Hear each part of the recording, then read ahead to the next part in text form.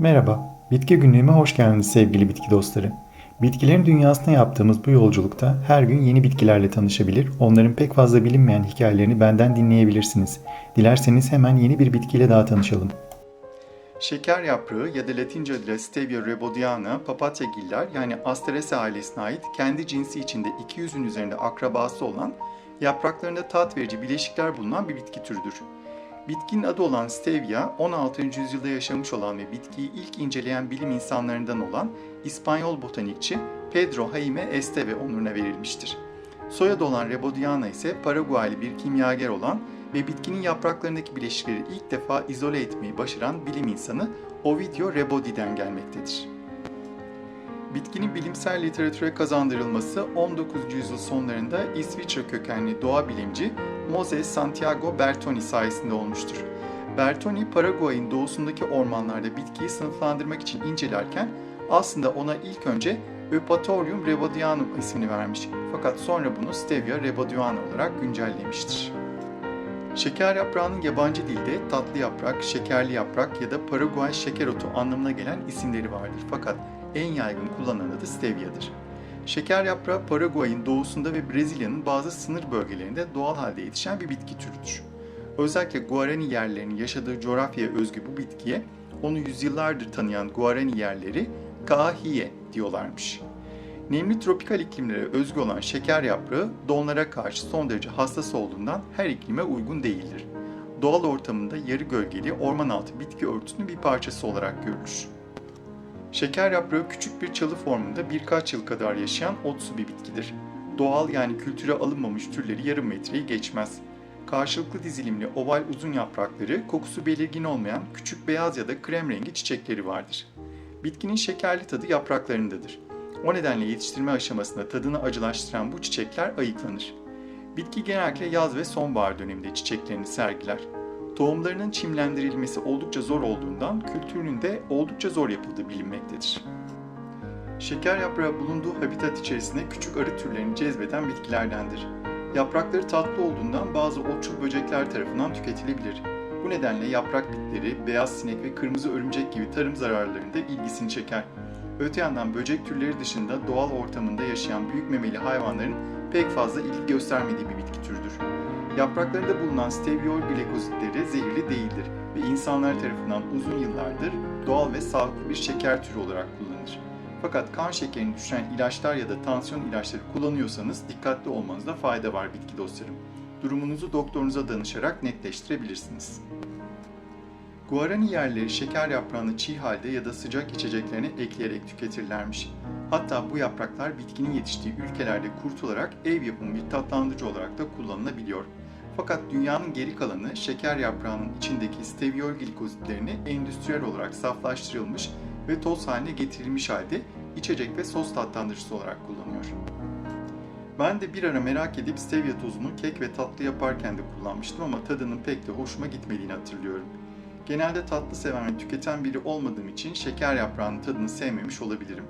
Hatta kimi insanlar şeker yaprağının ağızda bıraktığı yoğun ve neredeyse acımsı tadı pek sevmeyebiliyormuş. Ben de muhtemelen o kişilerden biriyim. Fakat stevia'yı piyasadaki diğer tatlandırıcılardan farklı kılan şey doğal, düşük kalorili ve sağlıklı olması.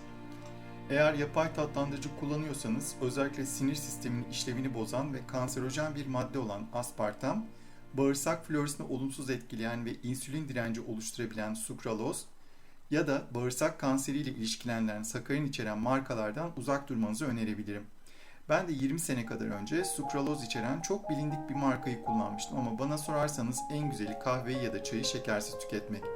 Ayrıca şeker yaprağı bildiğimiz toz şekere kıyasla çok daha yoğun bir tatlılık hissi verir. Şekerli bir içecekten sadece şeker tadı aldığım için uzun yıllardır ne çayıma ne de kahveme asla şeker koymuyorum. Size de tavsiye ederim. Şeker yaprağı ayrıca son zamanlarda ortaya çıkan bir ticari akım gereği bazı şeker içermeyen ağız bakım ürünlerine, diş macunlarına ve cilt bakım kremlerine de ekleniyor. Geleneksel olarak Guaraniler şeker yaprağını ayrıca kan şekerini düzenleme ve sindirimi destekleme amaçlı kullanmaktaymış. Fakat çok geç keşfedilen bitki türünde olduğu gibi şeker yaprağının da daha kapsamlı araştırmalara konu olması gerekiyor. O nedenle şayet tüketiyorsanız da sanırım aşırı tüketmemek daha mantıklı olacaktır. Bu arada şeker yaprağını ev bitkisi olarak yetiştirmek teorik olarak oldukça mümkün. Yani nereden bulur ve tohumunu nasıl çimlendirirsiniz bilmiyorum ama şekersiz yapamayanlar için aromatik bir bitki olarak kullanılabilir diye düşünüyorum.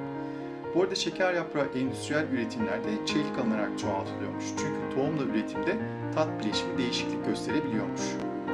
Açıkçası şeker yaprağı olursa biraz nazlı ve kaprisli bir ev bitkisi olabilir.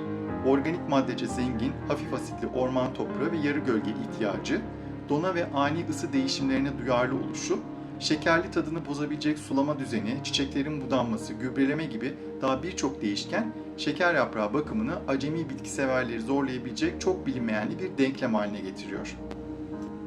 Öte yandan şeker yaprağının Paraguay, Brezilya, Çin, Japonya, Kore, Tayland, Hindistan ve Amerika Birleşik Devletleri'nde uygun bölgeler ve bazı Avrupa ülkelerinde endüstriyel tarımı yapılmaktadır. Son yıllarda Çin, şeker yaprağı ekstresi konusunda büyük bir tedarikçi haline gelmiş durumda. Hatta Asya Pasifik bölgesi pazar payında lider konumunda. Şeker yaprağı ekstresi yani özütü çoğunlukla içecek, şekerli gıda, tatlandırıcı ve sos üretiminde kullanılıyor. Öte yandan kurutulmuş yaprak tozu da yerel ve doğal pazarlarda satılmaya devam ediyor. Guarani kültüründe şeker yaprağı kültürel ve ekonomik açıdan değerli bir şifalı bitki olarak kabul edilir. Şeker yaprağı Guarani halkının dünyanın geri kalanına hediye ettiği şifalı bir bitkidir demek çok yanlış olmaz. Öyle ki şeker yaprağının ticarileşmesi çağdaş tartışmalara, belgesellere ve makalelere de konu olmuştur. Guaraniler yüzyıllar önce bu bitkiyi keşfetmiş olmasalardı belki de İspanyol bilim insanlarının dikkatini çekmeyecekti. Peki Guaraniler bu bitkinin ticaretinden ne ölçüde fayda görüyor? Mevcut durum itibariyle Guarani halkı milyar dolarlık küresel stevia ticaretinden herhangi bir adil ya da önemli kazanım sağlayamamaktadır. Günümüzde uluslararası sivil toplum kuruluşları ve Guarani liderleri dev çok uluslu içecek ve tarım şirketlerinin Guarani'nin geleneksel bilgisinden yararlanarak büyük karlar elde etmesini biyokorsanlık olarak kınamaktadırlar. Düşünün ki halkınızın yüzyıllardır tanıdığı ve kullandığı bir bitkiye ait bilgi birikiminiz, söz gelimi Çin gibi hiçbir bağınızın olmadığı bir başka ülke tarafından ticari bir kazanç kapısına dönüşüyor ve size de hiçbir maddi pay verilmediği gibi bunu yaparlarken izniniz bile alınmıyor. Çünkü Biyolojik Çeşitlilik Sözleşmesi ve Nagoya Protokolü gibi uluslararası anlaşmalar genetik kaynakların kullanımından elde edilen faydaların adil ve eşitlikçi bir şekilde paylaşılmasını gerektirse de çok uluslu şirketleri bağlamıyor bitki dostlarım. Böylece yaşadığımız dünyanın acı bir gerçeği olarak hukukun üstünlüğü değil, üstün olanın hukuku geçerli oluyor her zaman. Şeker yaprağının kendisi her ne kadar tatlı olsa da geride bıraktığı o buruk tadın nedeni işte belki de bu trajediden kaynaklanıyordur. Bu sömürü düzeni nedeniyle henüz faydalarını bilmediğimiz ve asla da öğrenemeyeceğimiz daha ne çok bitki vardır kim bilir. Ve ne yazık ki günümüz şartlarında bu bitkiler keşfedilmeden de hızla yok oluyorlar. Bir yandan belki de insanlığın para ve güç hırsı nedeniyle zaten bunu hak etmediğini düşünüyor olabilirsiniz. Ve eğer öyleyse de ne yazık ki haklı olmadığınızı söyleyemem. Ve şeker yaprağı bunun binlerce örneğinden sadece biri. Ağzınızın tadının hiç bozulmadığı bol çiçekli günler dilerim. Bir sonraki videoda görüşmek üzere.